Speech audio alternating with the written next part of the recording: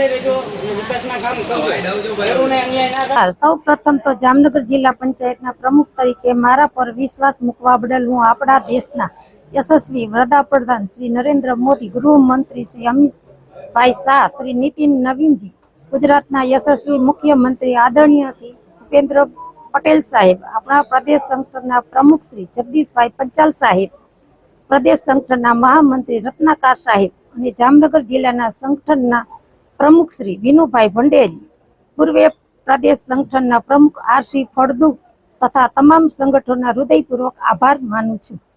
આ સાથે જામનગર જિલ્લાના લોકપ્રિય સાંસદ પૂનમબેન માડમ, પૂર્વે કેબિનેટ મંત્રી શ્રી રાઘવજીભાઈ પટેલ, અમારા વિસ્તારના ધારાસભ્ય શ્રી મેઘજીભાઈ ચાવડા તેમજ જિલ્લા પંચાયતના તમામ ચૂંટાયેલા સદસ્યો અને સંગઠનના હોદ્દેદારો પણ હું દિલથી આભાર વ્યક્ત કરું છું. પક્ષે મારા પર જે ભરોસો મૂકીને આ મોટી જવાબદારી સોંપી છે તેને હું સંપૂર્ણ નિષ્ઠાથી નિભાવીશ અને જામનગર જિલ્લાના છેવાડાના માનવી સુધી વિકાસના કાર્યો પહોંચાડવા કટિબદ્ધ રહીશ. પક્ષના વરિષ્ઠ નેતાઓના માર્ગદર્શન હેઠળ સંગઠનને સાથે રાખીને અને સરકારની તમામ જનકલ્યાણકારી યોજનાઓને જામનગર જિલ્લાના ગામડાઓ સુધી સચોટ રીતે પહોંચાડવી એ જ મારી પ્રાથમિકતા રહેશે. સૌનો સાથ, સૌનો વિકાસના મંત્ર સાથે અમે જામનગર જિલ્લાના વિકાસની નવી ઊંચાઈઓ પર લઈ જશું.